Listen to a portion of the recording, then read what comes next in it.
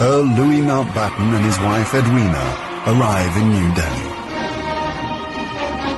The great-grandson of Queen Victoria and second cousin to George VI, Mountbatten brings a regal presence to the drama of India's independence.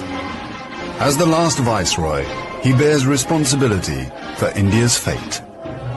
2nd of April, 1947. I have now completed my first week in office.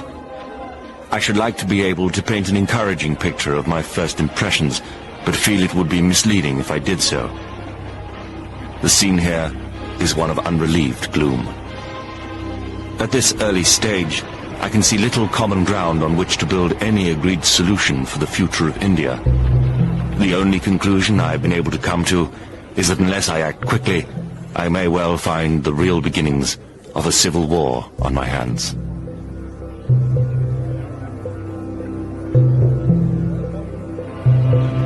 By May, attempts to create a unified India have failed. Gandhi retreats from political life. Muhammad Ali Jinnah, leader of the Muslim League, and Jawaharlal Nehru of the Indian National Congress concede to divide India.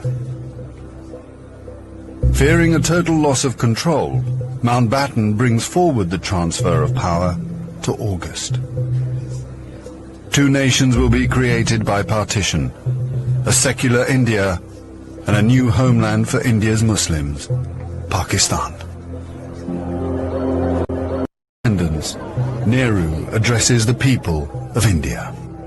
Long years ago, we made a tryst with destiny, and now the time comes when we shall redeem our pledge.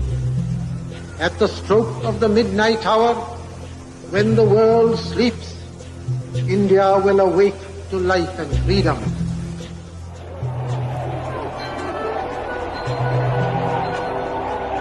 The 15th of August, 1947. The British Empire were done amid scenes of the most fantastic rejoicing. And as the flag broke, a brilliant rainbow appeared in the sky, which was taken by the crowd as a good omen.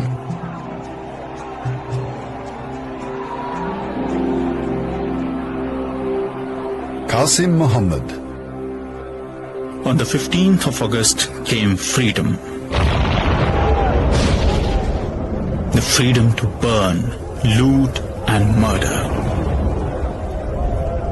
While Delhi and Karachi were celebrating, central Punjab was burning.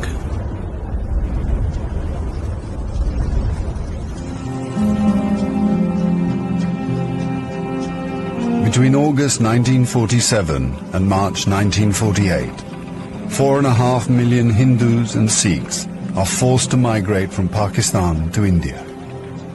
6 million Muslims must move in the opposite direction.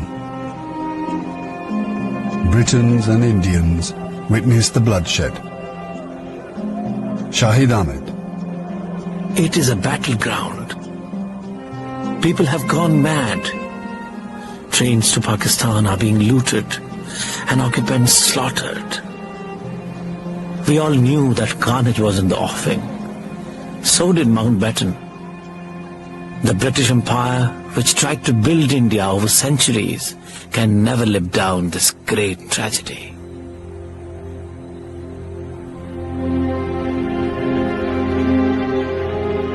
Lieutenant Colonel Hubert Boyd Hudson.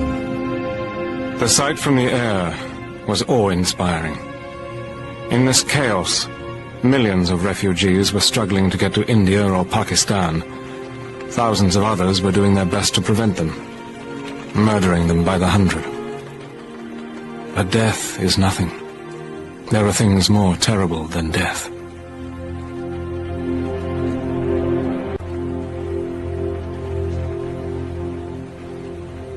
$10 million people are displaced in the partition of India.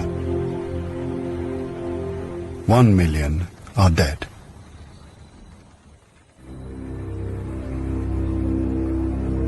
By the summer of 1948, most of the British have left. Hubert Boyd Hudson has been in India for 15 years. India is full of ghosts. Houses I have lived in, now inhabited by Indians, remind me of the days which will never come again. When the Viceroy drove past with a cavalry escort in red coats. I have seen the greatness of the British in India, but now it is all ended, and we are the last to leave, the few who are trying to tidy up the mess which the sudden splitting of an old empire has caused. Britain has lost its greatest imperial possession. Mahatma Gandhi once said that if India became free, the rest of the empire would follow. In the next 10 years, the fire of India's independence will spread around the globe, from the Middle East to Africa.